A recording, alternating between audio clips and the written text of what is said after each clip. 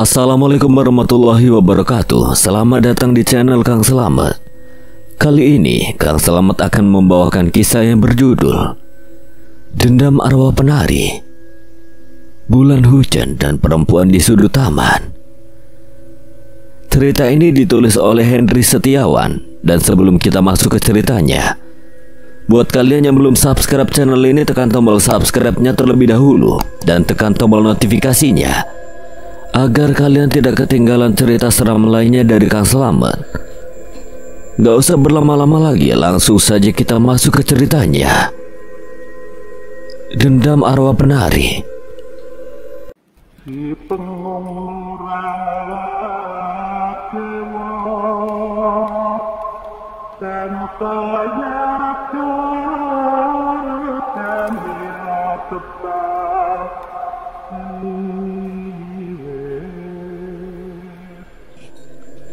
Dengan mengendarai dua motor, kami bertiga meluncur menuju ke warung Pak Marto yang terletak persis di depan pintu masuk taman kota. Kami memarkirkan kendaraan kami di dalam warung lalu berjalan kaki memasuki area taman. Kami membawa senter sebagai alat bantu penerangan sebab semua lampu taman yang telah terpasang sudah tidak berfungsi lagi, kecuali satu lampu yang terletak di tengah persis di samping salah satu kursi taman. Kami bertiga mengayun langkah pelan namun pasti menembus kegelapan dan pekatnya guyuran hujan. Sesekali kami harus menyeka wajah yang basah dan menghalangi pandangan mata kami. Tempat yang kami tuju adalah tengah-tengah taman, tempat satu-satunya lampu taman itu menyala. Menurut penuturan Pak Marto, di tempat itulah penunggu taman ini sering menampakkan diri. Biasanya dia menampakkan diri dengan wujud perempuan cantik berkebaya putih atau terkadang hitam dan menari di sekitar lampu taman itu. Pak Marto yakin penampakan perempuan itu adalah salah satu kunci dari misteri yang tersimpan di taman ini. Ketika lampu taman itu mulai terlihat, aku merasakan langkahku menjadi semakin berat. Seolah ada kekuatan tak kasat mata yang menghalangiku untuk mendekat ke sana. Aku bersusah payah untuk terus melangkah meski semakin lama kurasakan semakin berat. Aji yang berjalan di depanku pun menyadari apa yang sedang terjadi padaku. Kenapa gak? Sepertinya ada yang menghalangiku untuk mendekati tempat itu. Tapi aku belum merasakan kedatangan makhluk apapun. Sepertinya penghalang ini hanya untukku, entah kenapa. Sebaiknya kita berhenti dulu di sini. Aku pun langsung duduk bersila lalu menutup mata untuk berkonsentrasi. Aku mencoba menelusuri kekuatan tak kasat mata ini yang bersumber dari mana dan mencari cara untuk melepaskannya. Dalam penglihatan batinku, aku melihat sosok perempuan muda sedang duduk merenung di atas sebuah batu di samping pohon besar. Dari penampilannya sepertinya dia berasal dari zaman kerajaan dulu. Entah zaman kerajaan apa, aku tidak bisa memastikannya. Tatapan perempuan itu begitu sendu seperti sedang meratapi kesedihan yang mendalam. Aku mencoba melangkah ke arah perempuan itu sebab aku yakin dia salah satu kunci dari misteri yang tersimpan di taman kota yang kudatangi bersama Aji dan Pak Marto. Namun sekuat apapun aku berusaha, kaki ini terasa kaku, tidak dapat digerakkan sama sekali. Hingga beberapa saat kemudian perempuan itu menoleh padaku, menatapku tajam, memancarkan kebencian dan dendam yang begitu besar. Keteangat katresnan lelembut, sukma wangi penganten Gusti Baginda Prabu, roko elok kunjoroning jiwa. Ora ana menungso kang bisa nyanding kejaba ira kang gadah manunggaling pusaka kembang moya. Tiba-tiba saja mulut perempuan itu menggumamkan kidung dengan nada parau. Berulang-ulang dia terus bergumam yang semakin lama terdengar semakin mengerikan. Lalu dilanjutkan dengan kidung lainnya. Nalika wayaling sira wengi, tiasing rasa katresnan mukti santika bawana sewu warsa. Hametak sira kelawan hayang peduka. Sengkala teka kala bendu nyata. Ajiwani ginulah rasa marang manungsa. Kejaba rasaning ati ketaman tineluh mring kemancing jaba mantra. Meski terdengar menakutkan, tapi aku berusaha menelaah makna dari kidung itu. Seolah aku yakin ada petunjuk tersembunyi dari lirik kidung yang diucapkan perempuan itu. Beberapa kali perempuan itu terus mengulang-ulang kidung itu hingga perlahan kabut tebal menyelimuti tubuhnya dan menyamarkan pandanganku. Aku yang masih berusaha untuk bergerak tiba-tiba tersentak dan kembali tersadar. Aku membuka kedua mataku dan merasakan ada lelehan cairan dari lubang hidungku. Jangan bangun dulu, Kak. Apa yang sebenarnya terjadi? Sepertinya kamu terbawa ke alam mereka. Entah apa yang terjadi di sana, tiba-tiba ketika kamu tersadar sudah keluar darah dari hidungmu. Kita harus keluar sekarang. Tempat ini jauh lebih berbahaya dari dugaan kita. Kita harus membuat rencana lebih matang sebelum datang ke sini lagi. Tanpa menanggapi ucapanku, Aji dan Pak Marto langsung membantuku untuk bangkit dan segera meninggalkan taman ini. Sesampainya di warung, kami beristirahat dulu untuk memulihkan tenaga. Terutama tenagaku yang terkuras hampir habis hanya dengan terbawa sebentar ke alam lelembut itu. Tak berapa lama ponsel Aji berbunyi. Dia mengangkatnya dan nampak berbicara serius dengan seseorang di seberang sana. Besok Paman Arya ke sini. Sepertinya masalah ini benar-benar serius sampai Paman Arya harus datang ke sini. Betul gak? Barusan Paman Arya bilang dia merasakan firasat buruk akan terjadi sesuatu denganmu. Apa mungkin misteri taman itu ada kaitannya denganmu gak? Entahlah, tapi tadi aku sempat menduga seperti itu juga. Atau mungkin saja leluhurmu. Hari-hari berlalu begitu saja usai kejadian warga mendatangi rumah Sundari karena menduga Sundari terkait dengan teror yang mereka alami. Kini mereka tak lagi mengusik Sundari dan ibunya karena telah percaya dengan apa yang mereka buktikan sendiri melalui Sumi. Namun teror dari lelembut penghuni alas kidul masih terus terjadi. Hampir setiap malam mereka selalu dicekam ketakutan karena bisa saja mereka yang mendapatkan giliran serangan teror atau diculik bangsa lelembut itu. Ki Wongso yang berusaha sekuat tenaga untuk mencegah dan melawan teror lelembut itu seolah tidak memberikan efek apapun. Sepertinya kondisi desa kita sekarang menjadi semakin memprihatinkan, Bu. Ucap Sundari kepada Suprapti ketika mereka sedang duduk di depan tunggu dapurnya. Ibu dengar juga seperti itu, Nduk. Hampir setiap hari ada saja warga yang hilang dan tidak pernah kembali. Dari jadi semakin merasa bersalah, Bu. Bagaimanapun juga semua ini darilah penyebabnya. Ini bukan salahmu, Nduk. Kamu bagian dari korban juga di sini. Bersabarlah sampai Mas Damar dan Ki Wongso bisa menolongmu. Bagaimana jika Mas Damar gagal mendapatkan pusaka itu, Bu? Yakinlah, Nduk, Gusti pasti akan memberikan pertolongannya. Entah itu melalui Mas Damar ataupun orang lain. Yang terpenting kamu jangan sampai kehilangan keyakinan kamu, apalagi menyerah. Tak ada lagi kata-kata yang terucap dari mulut Sundari. Dia hanya menenggelamkan lamunannya dan meratapi nasibnya yang malang ini. Ingin rasanya dia mengakhiri semua ini. Namun dia tidak tahu bagaimana caranya. Pergi meninggalkan desa ini pun percuma saja. Sebab berdasarkan penuturan Ki Wongso, meskipun dirinya pergi, warga desa tetap akan diincar bangsa lelembut itu untuk dijadikan tumbal. Dan kemanapun dia pergi, Raja Lelembut itu pasti akan tetap menemukannya sebelum Raja Lelembut itu berhasil dimusnahkan menggunakan pusaka kembang maya yang sedang dicari oleh Damar. Sewu wersa kantun milang mastu, panamoyo kedah dirampungaken, sewu wadal sampun mangkut jangkep. Nalika jangkep sileramu nedya winengku dening Sinuhun Prabu Kalasetra. Dalam lamunannya Sundari kembali mendengarkan lantunan kidung dengan nada yang sangat menyeramkan. Seketika dia tersentak dan mengedarkan pandangan ke sana kemari. Suprapti yang melihat gelagat aneh putrinya itu pun ikut merinding. Apa Nduk? Dia mendengar lagi kidung yang menyeramkan itu, Bu. Tapi ibu tidak mendengar apapun, Dok.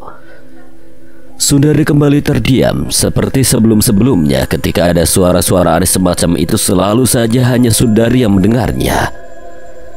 Sundari perlahan beranjak lalu masuk ke dalam kamarnya. Dia tidak mau menunjukkan kegelisahannya di depan ibunya, sebab dia tidak ingin ibunya semakin terbebani dengan apa yang sedang dialaminya. Sundari beringsut di atas amben lalu menyelimuti tubuh dengan jari kelusuhnya. Matanya berusaha terpejam untuk melupakan segala beban pikiran selama ini. Namun sekeras apapun dia berusaha, lelap tak juga kunjung datang untuk menenangkan jiwanya. Hingga beberapa saat kemudian kembali terdengar lagi lantunan kidung menyeramkan itu. Sewu werso kantun milang mastu, panamoyo kedah dirampungaken.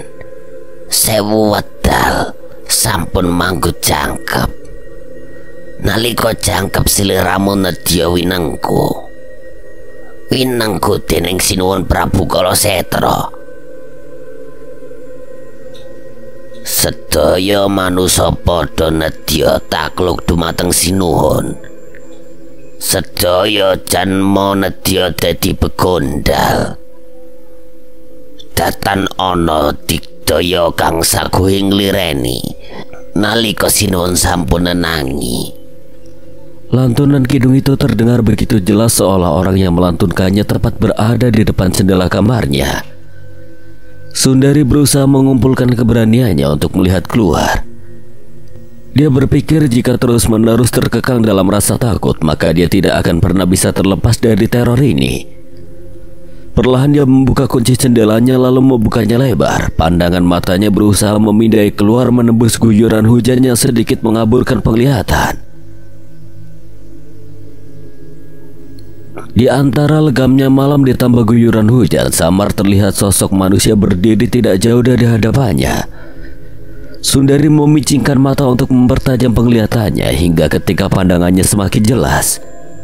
Seketika Sundari terbelalak melihat sosok yang berada di depannya itu. Sosok seorang perempuan renta berdiri di tengah guyuran hujan menatap tajam ke arahnya. Raut wajahnya begitu mengerikan dengan keriput dan beberapa bagian kulit yang mengelupas. Seringai perlahan tersungging dari bibirnya ketika sosok itu menyadari Sundari sedang menatapnya. Sekedap malih sampun wancine Ndara Putri winengku dening Sinuwun. Sosok itu mengucapkan kalimat yang seketika membuat nyali Sundari runtuh. Sundari langsung menutup kembali jendela kamarnya dengan keras. Nampaknya nyalinya memang belum cukup untuk menghadapi teror yang selama ini menyambanginya. Napas Sundari memburu diikuti buliran keringat yang muncul di keningnya. Sedangkan sosok yang tadi dilihatnya masih terus melantunkan kidung menyeramkan di luar sana. Di tempat yang cukup jauh dari desa pinggir alas kidul, seorang pemuda yang sedang berjalan sendirian menebus gelapnya malam untuk mengintai pergerakan musuh. Pemuda itu tidak lain adalah Damar yang sepertinya mendapatkan tugas sebagai telik sandi. Damar memang sengaja masuk ke bagian telik sandi sebab dia bisa bebas bergerak untuk melakukan tugasnya sebagai pengintai, sekaligus mencari keberadaan pusaka kembang maya yang menurut petunjuk ayahnya berada tidak jauh dari tempatnya bertugas. Menurut penuturan ayahnya, pusaka itu disimpan oleh seorang resi yang tinggal di salah satu gunung tidak jauh dari kota raja. Namun tak seorang pun yang mengetahui tempat pastinya di mana resi itu tinggal. Damar harus mencarinya sendiri, menyusuri setiap sisi lembah dan bukit yang ada di gunung besar yang mereka kenal dengan Wukir Udarati. Sudah beberapa hari Damar menyusuri hamparan lembah dan bukit yang ada di sekitarnya. Meski dia belum mendapatkan petunjuk apapun mengenai keberadaan resi itu, namun dia sama sekali belum menyerah. Rasa cintanya yang begitu besar kepada Sundari selalu menjadi penyemangatnya untuk terus mencari keberadaan resi itu, sekaligus meminta pusaka kembang maya untuk menyelamatkan gadis yang disayanginya itu dari kutukan.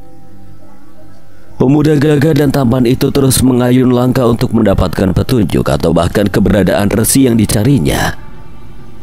Hingga beberapa waktu kemudian dia sampai di sebuah gua di sisi sebuah tebing besar dan menjulang tinggi. Damar berniat memasuki gua itu untuk sekedar beristirahat. Sebab sejak pagi hari tadi dia terus bergerak menyusuri berbagai sisi gunung besar ini. Perlahan Damar memasuki cerukan di sisi tebing itu. Hawa dingin dan lembab langsung menyambutnya. Damar berhenti di salah satu sisi tidak terlalu jauh dari pintu masuk. Dengan keahlian yang dimilikinya, dia segera membuat api untuk menghangatkan diri dan berbagai sumber penerangan. Damar yakin tempat ini cukup jauh dari wilayah pantauan musuh. Jadi cukup aman jika dia membuat api tanpa khawatir terlihat oleh telik sandi musuh. Setelah api menyala cukup besar, perlahan hawa dingin terkikis berganti kehangatan yang menyeramkan. Damar segera mengambil posisi untuk mengistirahatkan tubuhnya sejenak. Namun ketika kesadarannya hampir pudar, pandangan matanya menangkap samar ada sosok yang berdiri di mulut gua. Damar tidak bisa mengenali siapa sosok itu. Yang jelas dia memakai pakaian serba putih dan terlihat seperti sudah berusia lanjut. Damar berusaha mengerjap untuk mengembalikan kesadarannya, lalu bangkit untuk melihat lebih jelas sosok itu. Tapi ketika dia sudah sadar sepenuhnya, sosok itu sudah tidak ada lagi alias lenyap begitu saja. Damar celingkukan ke sana kemari mencari keberadaan sosok itu, namun hasilnya tetap nihil. Dalam kebingungannya, tiba-tiba dia mendengar seseorang berbicara namun tidak terlihat wujudnya. Apa yang jadi tujuanmu datang ke tempat ini? Nyuwun pangapunten, siapapun Anda. Saya tidak ada tujuan buruk di tempat ini. Saya hanya mencari tempat tinggalnya Resi Chandramaya. Besok ketika terbitnya matahari, berjalanlah ke arah tenggelamnya matahari itu. Jangan berhenti sebelum waktu sendikala. Ya, matur nuwun atas petunjuknya. Tak ada lagi jawaban dari suara misterius itu. Damar tidak lagi gusar dan bingung, setidaknya sudah ada sedikit petunjuk mengenai tujuannya. Terlepas siapapun sosok yang mendatangi dan bicara dengannya tadi. Meski terasa sedikit menyeramkan, tapi Damar tidak merasakan niat jahat dari kedatangan sosok dan suara misterius barusan. Dia pun kembali mengistirahatkan raganya supaya perjalanannya esok tidak menemui kendala berarti. Di penghujung tahun 2004, pagi-pagi sekali aku sudah keluar dari rumah kontrakanku. Aku sengaja keluar di pagi buta untuk menghindari pertanyaan dan pernyataan dari tetanggaku yang selalu membuatku tidak nyaman. Mas Burhan pagi-pagi udah keluar, pasti ke taman lagi. Memangnya apa yang Mas Burhan cari di taman itu? Hati-hati Mas Burhan, di taman itu banyak demit yang suka mencari tumbal. Serta komentar-komentar lainnya yang selalu membuat telinga dan hatiku panas ketika mendengarnya. Memang apa susahnya tidak mencampuri urusan orang lain. Aku berjalan pelan menuju ke taman kota yang akhir-akhir ini sering kudatangi. Sesampainya di pintu masuk taman, aku sempat melihat ke warung Pak Marto sekilas. Nampaknya warung itu masih tutup, wajar karena hari masih sangat pagi. Bahkan matahari pun belum menampakkan wujudnya, hanya semburat arunika yang baru sedikit memancarkan jingga menandai awal hari akan segera tiba. Aku kembali mengayunkan langkahku menuju ke dalam taman. Aku terus berjalan menyusuri jalan kecil berpaving menuju ke tengah taman, di mana salah satu kursi taman dengan satu-satunya lampu menyala berada. Setiap kali aku kesini, selalu tempat itu yang kutuju, seolah ada magnet besar dengan daya tariknya yang luar biasa menarikku ke tempat ini. Entah bagaimana aku merasa terhubung dengan apapun yang muncul di kursi taman itu. Bulan hujan kekasih, jika takdir bukan hujaman kejam, lantas mengapa rasaku tidak pernah bisa memancarkan bahagia? Jika takdir bukan sayatan duka, lantas mengapa jiwaku selalu terkekang dalam penjara hina? Bulan hujan kekasih, ribuan tangis selalu menghujan darah angkara menyelimuti pedihnya penantian. Sukmamu tidak pernah tersentuh rasaku yang kian luruh. Bulan hujan kekasih, letihku tak mampu untuk mengakhiri tangis 1000 zaman ku lalui dengan hati yang teriris. Ku rindu akhir yang kuharap dapat hentikan derita.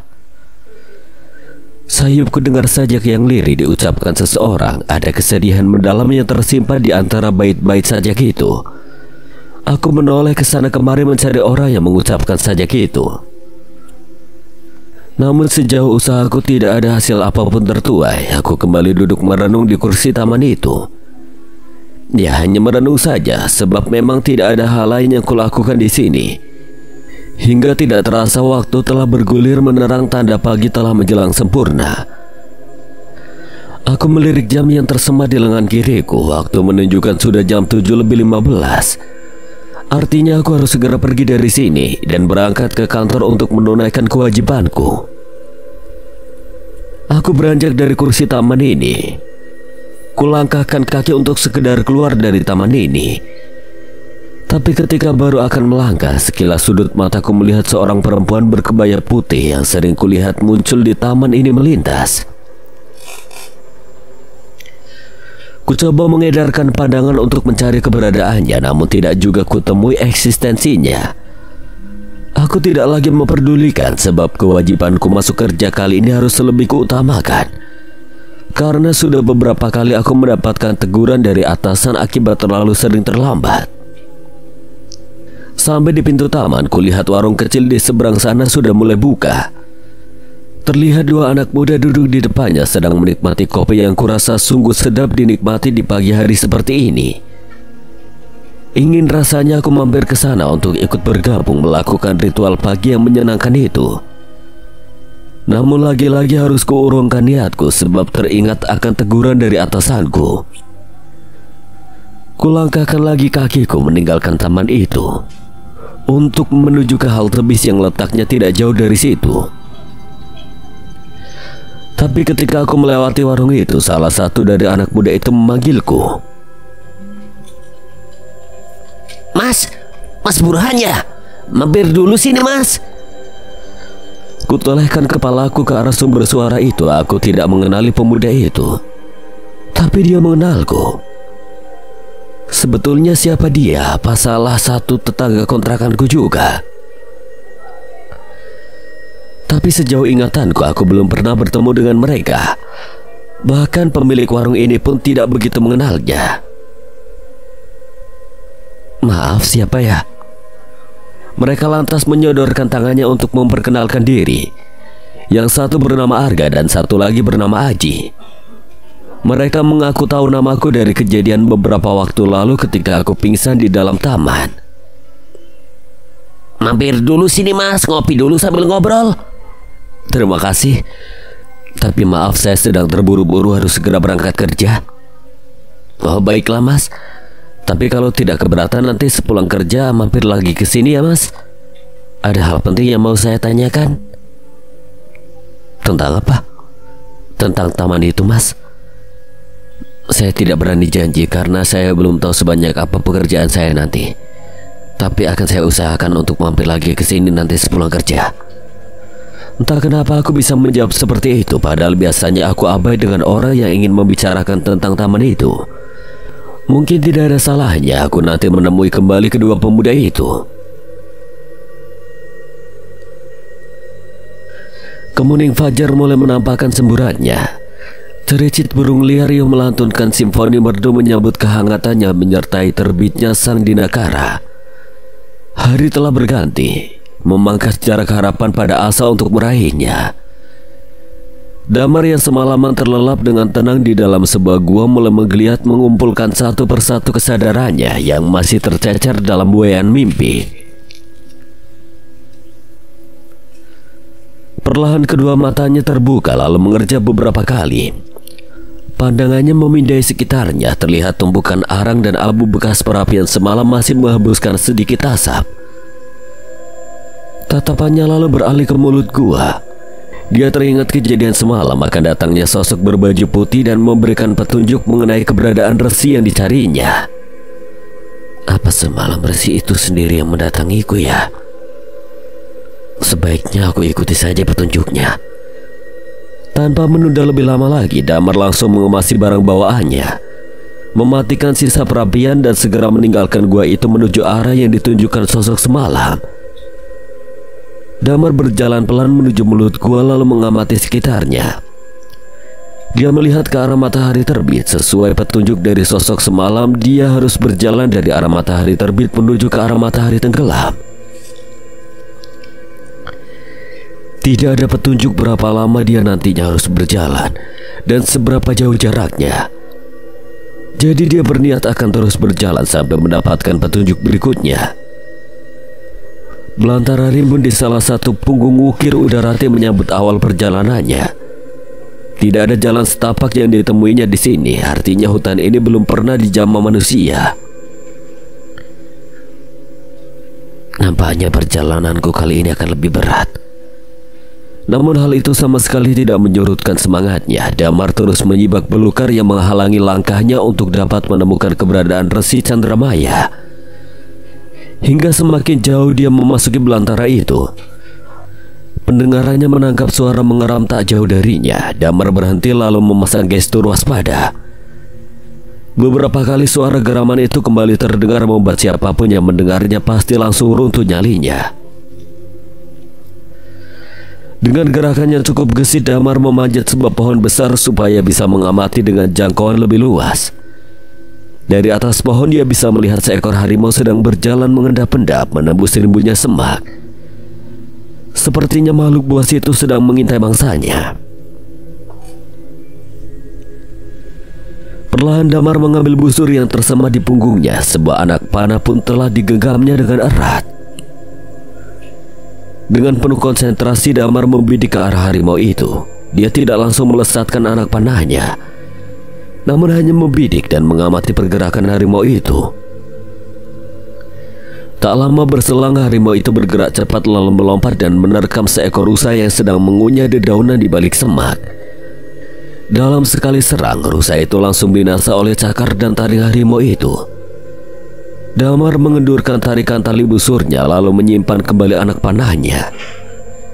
Dia sama sekali tidak ada niatan menyerang harimau itu kecuali keberadaannya diketahui dan harimau itu beralih memburunya.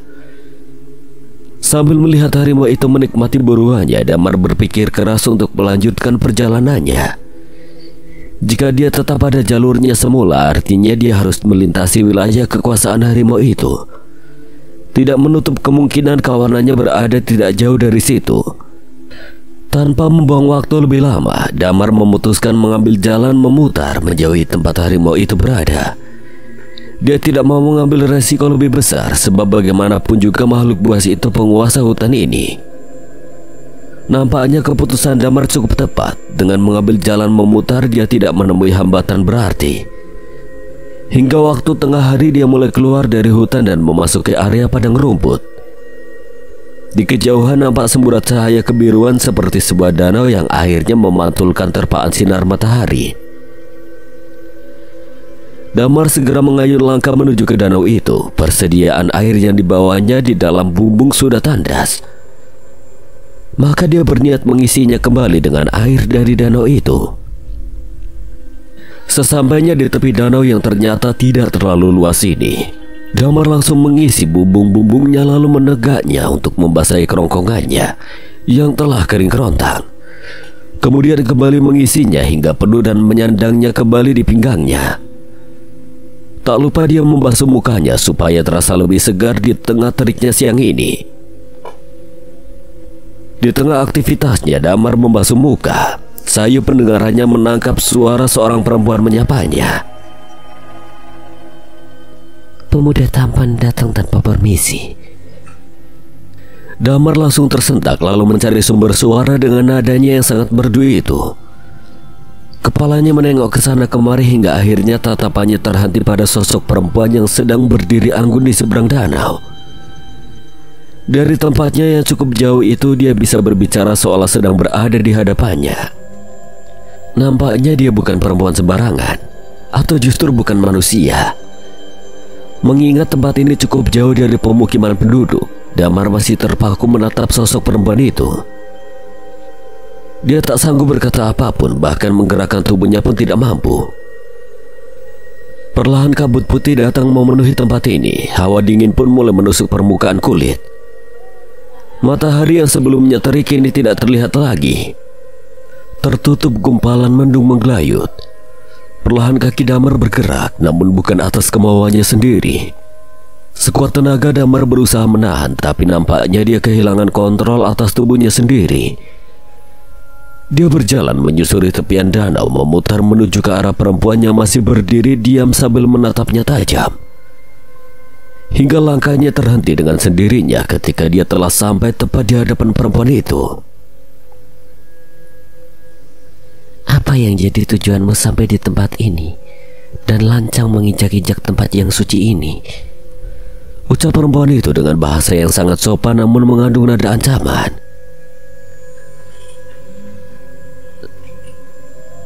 Mohon maaf, Nyai. Tidak ada niat buruk saya di tempat ini. Saya hanya haus ketika lewat dan minum sedikit air dari danau ini. Saya sungguh tidak tahu jika danau ini adalah tempat suci. Aku mengampunimu, tapi dirimu harus mampir di gubukku. Damar tak kuasa menolaknya, bahkan dia kembali kehilangan kontrol atas tubuhnya. Dia bergerak sendiri menuju ke arah sebuah gubuk kecil tidak jauh dari danau itu yang dia sangat yakin sebelumnya tidak pernah ada. Damar berjalan mengekor perempuan itu. Merasa usahanya untuk melawan nampaknya sia-sia. Dia pun mencoba mengikuti dulu alurnya sambil mencari cara untuk melepaskan diri dari jeratan perempuan penunggu danau itu. Perempuan itu membawa Damar memasuki gubuknya lalu mendudukkannya di sebuah kursi. Di hadapannya sudah tersaji bermacam makanan dan minuman yang menggugah selera. Silakan dimakan dulu supaya badanmu kuat kembali. Perjalananmu masih jauh. Damar sempat terpengaruh dengan ucapan perempuan itu dan hendak mengambil salah satu makanan. Namun sebelum tangannya menyentuh makanan itu, tiba-tiba tubuhnya tersentak dan telinganya mendengar bisikan dari sosok yang semalam menyambanginya. Jangan dimakan jika masih ingin hidup di dunia manusia. Melihat gelagat aneh dari Damar, perempuan itu lantas menatapnya tajam. Sebenarnya siapa kamu dan apa yang jadi tujuanmu? Mohon maaf, Nyai. Nama saya Damar, orang biasa yang ingin mencari Resi Chandramaya untuk meminta pusaka keris kembang maya untuk membinasakan Raja Lelembut Kolosetro. Seketika tawa perempuan itu melengking membekakan telinga. Ternyata kekuatan Resi Chandramaya sudah mulai merasuk ke tubuhmu.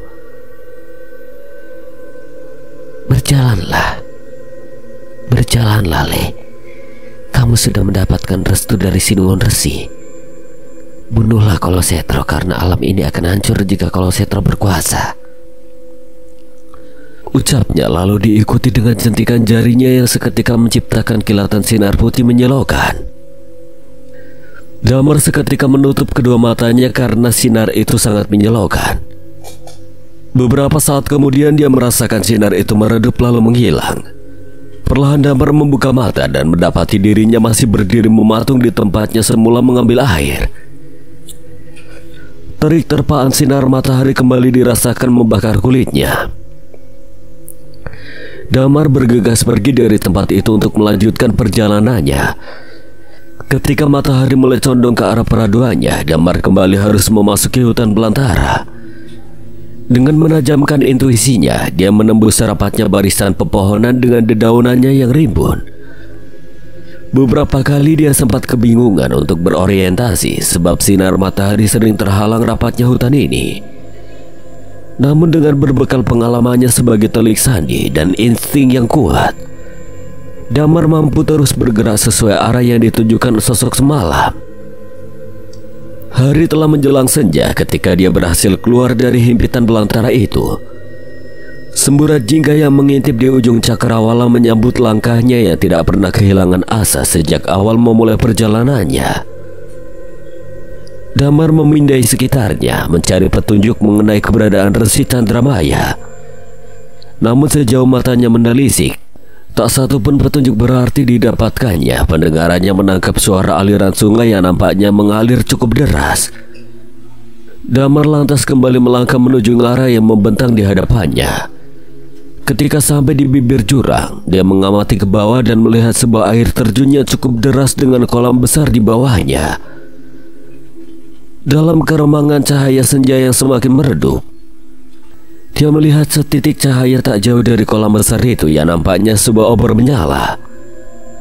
Sekuat tenaga dia menajamkan penglihatannya dan samar terlihat ada sebuah gubuk berdiri di situ. Jika ada obor menyala, artinya gubuk itu berpenghuni. Setelah membuat pertimbangan, akhirnya Damar memutuskan mendatangi gubuk itu. Mungkin saja penghuni gubuk itu mempunyai petunjuk mengenai keberadaan Resi Chandramaya. Jikapun tidak, dia bisa menumpang istirahat di sana, begitu pikirnya. Perlahan Damar menuruni tebing terjal dan menjulang itu. Bebatuan licin berlumut menjadi rintangan yang harus dilaluinya. Damar berusaha hati-hati memijakkan kaki dan mencari pegangan supaya tidak tergelincir ke dalam jurang. Namun karena daya penglihatan yang terbatas dan sulitnya medan yang harus dilalui, Damar akhirnya terpleset dan jatuh berguling bebas hingga ke dasar jurang. Teriakannya memekik dan menggema di dinding ngara yang mengelilingi air terjun itu hingga pada akhirnya kembali sunyi ketika tubuhnya menghantam keras dasar jurang yang berupa tanah berbatu. Damar kehilangan kesadarannya. Lamat suara gending terdengar mendayu dari dalam hutan. Perlahan namun pasti alunan musik yang biasa menjadi pengiring tarian itu semakin jelas terdengar. Beberapa warga keluar dari rumahnya untuk memastikan dari mana sumber alunan gending itu. Awal mula mereka menduga dari kediaman Ki Wongso, namun sejenak kemudian mereka tersadar. Rasanya tidak mungkin sanggar Ki Wongso berlatih di tengah malam begini. Damar yang entah sejak kapan sudah berdiri di antara kerumunan warga itu merasa kebingungan. Pasalnya yang dia ingat sebelumnya adalah dia terjatuh ke dalam jurang. Dia mendekati salah satu warga dan berbicara dengannya. "Lek, ini ada apa kok malam-malam pada keluar dari rumah?" Namun anehnya warga itu hanya diam seolah tidak melihat dan mendengarnya. Dia kembali berbicara dengan warga lainnya, namun respon serupa didapatkannya. Bahkan ketika dia menepuk pundak salah satu warga itu, tiba-tiba tangannya menembus tubuhnya. "Itu dari sana suaranya!" Warga lainnya pun seketika melihat ke arah yang ditunjuknya. Dalam kepekatan malam terlihat sosok perempuan keluar dari rimbunnya hutan yang ternyata adalah Alas Kidul. Sosok perempuan itu mengenakan kebaya hitam dan balutan jarik di bagian bawahnya. Tersemat pula selendang panjang berwarna merah di pinggangnya. Rambutnya tersagul rapi dengan barisan cunduk mentul di atasnya. Namun bagian wajah perempuan itu terlihat samar. Sekuat apapun Damar menajamkan penglihatannya, namun hanya sia-sia hasilnya. Dia sama sekali tidak dapat melihat raut wajah perempuan itu. Sosok perempuan itu berjalan pelan namun anggun menuju ke pemukiman warga. Namun sebelum memasuki pemukiman, perempuan itu tiba-tiba berlari lalu menggerakkan tubuhnya dengan sangat lentur. Ya, perempuan itu menari.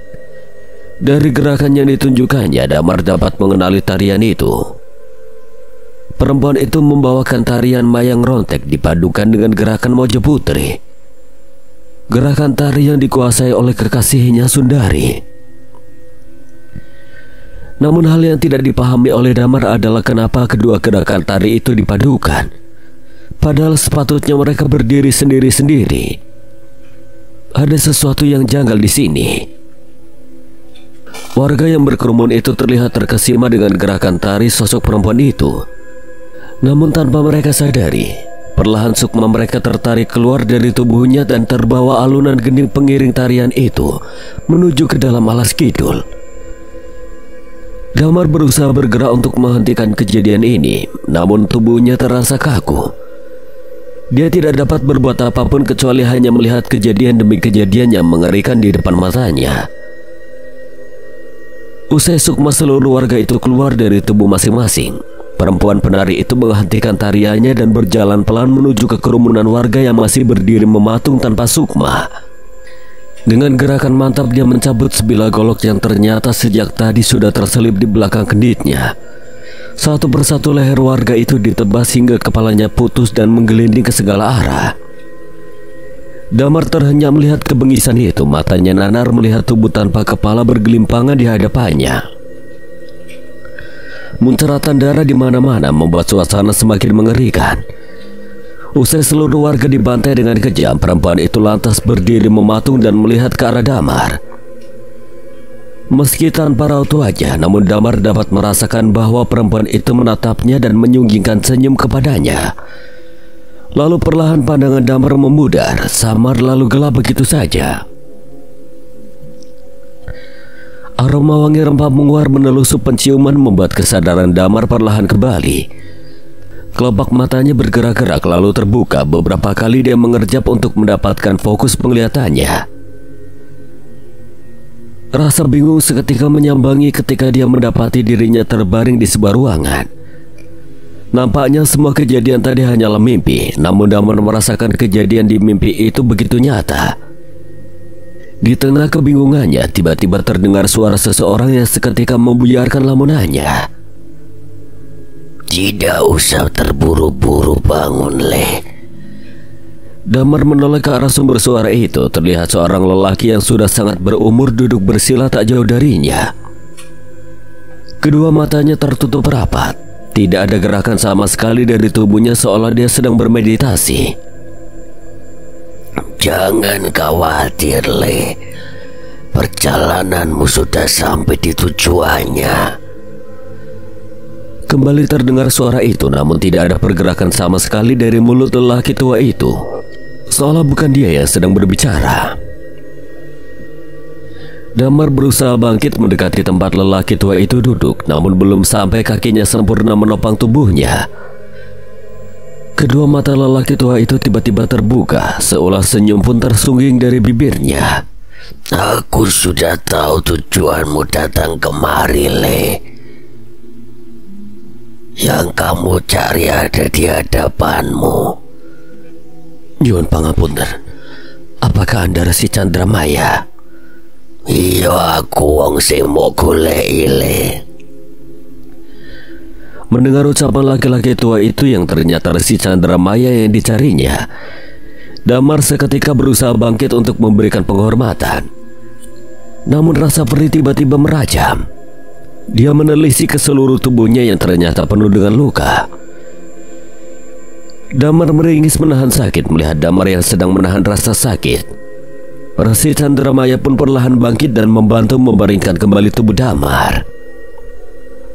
Tidak usah terburu-buru, bangun, Le. Awakmu durung mantun. Sensasi hangat menenteramkan perlahan menelusup ke seluruh tubuh Damar melalui sentuhan tangan Resi Chandramaya. Rasa perih yang sebelumnya menghujam tiba-tiba menghilang begitu saja, berganti dengan kantuk yang tak terkira. Damar kembali jatuh dalam lelap.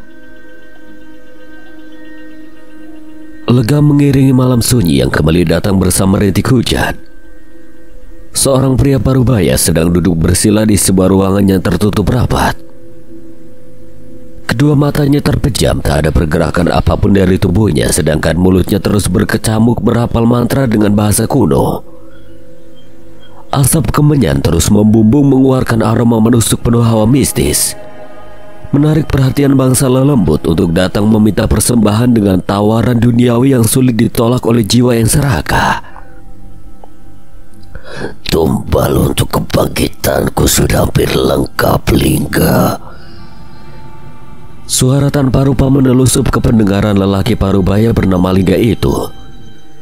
Lingga tak bergeming, dia masih tetap larut dalam ritualnya. Di saat muncul bulan setelah purnama yang ketiga, tumbal terakhir harus kau persembahkan. Lingga lantas menghentikan ritualnya lalu membuka matanya perlahan. Kedua tangannya dikatupkan di depan kening lantas berucap, Sendika dawa sinuwun. Lingga mengulas senyum tipis. Usahanya selama bertahun-tahun pada akhirnya akan selesai juga. Tinggal beberapa tumbal lagi dari warga desa yang akan diambil sendiri oleh lembut pengikut Kolosetro di bawah perintah Ki Sentani dan Nyi Roblos, serta tumbal terakhir yang lebih istimewa, persembahan khusus darinya. Maka Raja Iblis Kolosetro akan bangkit dan memberikan dikdaya yang luar biasa padanya. Siapa sesungguhnya Lingga? Sudah 3 hari semenjak Damar terjatuh ke dasar jurang dan ditolong oleh Resi Chandramaya. Kini luka di tubuhnya sebagian besar sudah sembuh. Perlahan dia beranjak dari dipan tempatnya merebahkan diri lalu berjalan keluar. Udara sejuk seketika memasuki kerongkongannya lalu memenuhi paru-parunya ketika membuka pintu gubuk. Damar mengedarkan pandangannya di sekitar gubuk dan mendapati Resi Chandramaya yang sedang duduk bersila sambil memejamkan mata. Dia segera menghampirinya lalu duduk di depan Resi yang ditakar usianya sudah sangat lanjut itu. Keris kembang maya itu bukan pusaka sembarangan, Le. Saya betul-betul belum mengerti tentang pusaka itu, Resi. Keris itu memilih sendiri siapa yang akan menjadi tuannya. Tapi kau bisa merayunya supaya memilih dirimu. Caranya bagaimana, Resi? Semuanya tergantung dari keteguhan hatimu dan niatmu. Akan kau gunakan untuk apa? Damar mengernyitkan dahi ketika mendengar penjelasan dari Resi Chandramaya. Sebab keris itu bisa membaca apa yang ada di dalam hatimu. Teguhkan dulu hatimu, nanti setelah badanmu sudah sembuh, aku berikan cara lelaku untuk merayu keris kembang maya. Sepeninggal Resi Chandramaya, Damar pun beranjak dari tempat itu dan membasuh tubuhnya di dalam kolam air terjun. Sensasi dingin menyegarkan langsung merambati seluruh tubuhnya, meluruhkan segala kegelisahan yang terus menyergapnya, digantikan dengan rasa nyaman yang menenangkan. Perlahan Damar menenggelamkan seluruh tubuhnya ke dalam air lalu berdiam beberapa saat di sana. Senja kini mulai menapaki peraduannya. Warung milik Pak Marto yang berdiri di seberang taman kota pun telah tutup. Namun aku dan Aji masih duduk santai di emperan warung itu sambil sesekali menyesap kopi. Kami berniat bermalam di warung sembari mengamati situasi taman kota yang suasananya seketika berubah mencekam ketika malam mulai datang. Selain untuk mengamati situasi taman, kami juga menunggu kedatangan Mas Burhan ke sini. Meski dia tidak menjanjikan akan datang, tapi aku yakin dia pasti ke sini. Kau yakin sekali kalau dia nanti akan datang ke sini, Kak? Entahlah, tapi naluriku mengatakan begitu. Angel wes, angel tenan. Dasar keturunan Basastro Semito. Kalau sudah bertita bakal jadi kenyataan. Jangan bawa-bawa leluhurku, awas kualat nanti. Kenapa langsung diam? Bukan apa-apa, tapi lihat di belakangmu. Perlahan aku menoleh ke belakang dan seketika sedikit terkejut mendapati Mas Burhan sudah berdiri di situ. Mas Burhan ternyata sudah sampai. Duduk dulu, Mas. Saya tidak mengenal kalian, tapi entah kenapa seharian ini pikiran saya sangat terganggu, ingin sekali menemui kalian. Tak biasanya saya ingin berinteraksi dengan orang asing, sebab saya ini seorang penyendiri. Tidak apa-apa, Mas. Mungkin sudah menjadi jalan takdir kita harus bertemu. Sebetulnya ada beberapa hal yang ingin kami tanyakan, Mas. Pasti tentang taman itu kan? Atau tentang makhluk yang ada di sana? Semuanya, Mas. Saya yakin Mas Burhan tahu banyak hal mengenai taman itu. Kalian salah. Sebetulnya saya tidak tahu apapun tentang taman itu. Saya hanya sering menyendiri di sana, lalu entah kenapa saya merasa terhubung dengan cerita masa lalu dari taman itu. Atau tepatnya cerita masa lalu penghuni taman itu. Mungkin Mas Burhan bisa menceritakan awal mula Mas Burhan datang ke sana dan kejadian apa saja ketika Mas Burhan berada di taman itu. Baiklah, akan saya ceritakan. Entah kenapa saya merasa ada sebuah misteri yang tersimpan di sana. Dan saya harap kalian bisa memecahkannya, sebab saya merasakan ada bahaya tersembunyi di balik misteri itu. Aku dan Aji terdiam mendengar ucapan Mas Burhan, sebab apa yang dirasakannya persis seperti yang kurasakan. Apa mungkin Mas Burhan juga termasuk salah satu orang yang memiliki kemampuan khusus seperti kami? Sebaiknya ku dengarkan dulu cerita darinya. Awal mula saya datang ke taman itu dikarenakan saya sedang merasa suntuk dan bosan dengan aktivitas sehari-hari yang begitu saja.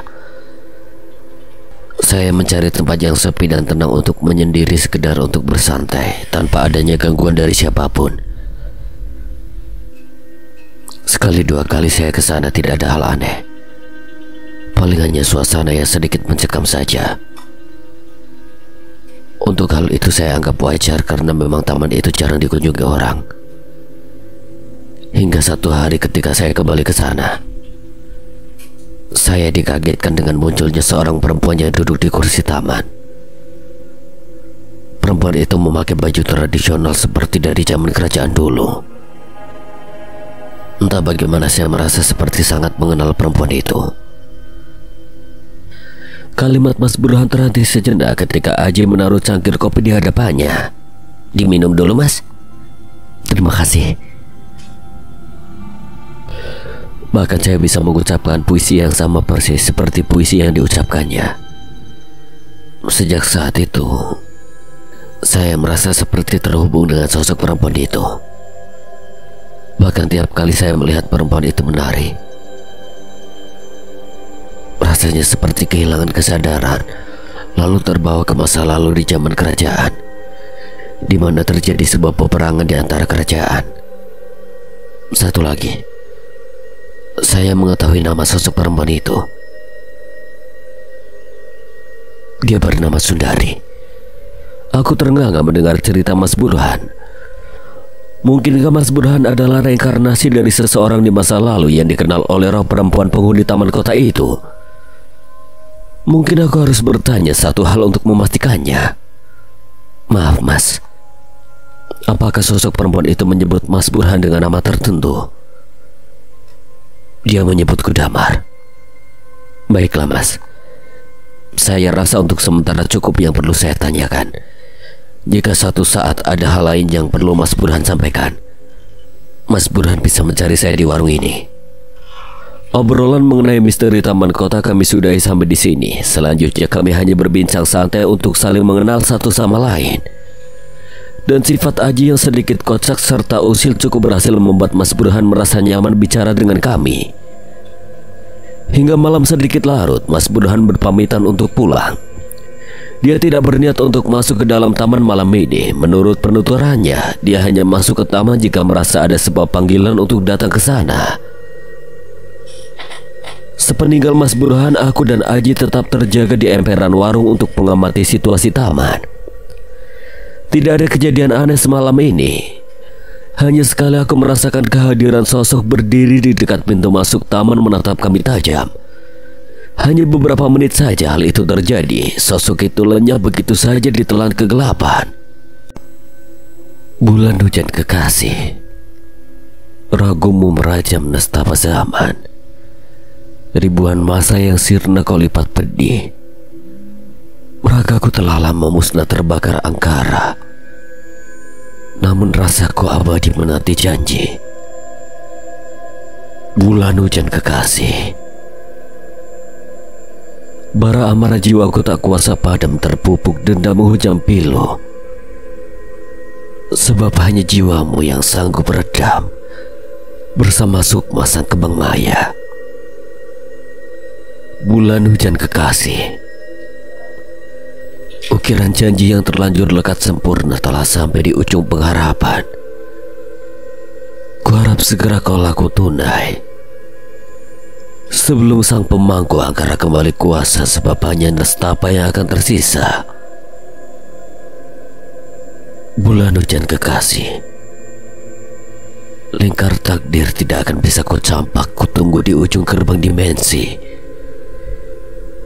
Saat bulan hujan mencapai puncak,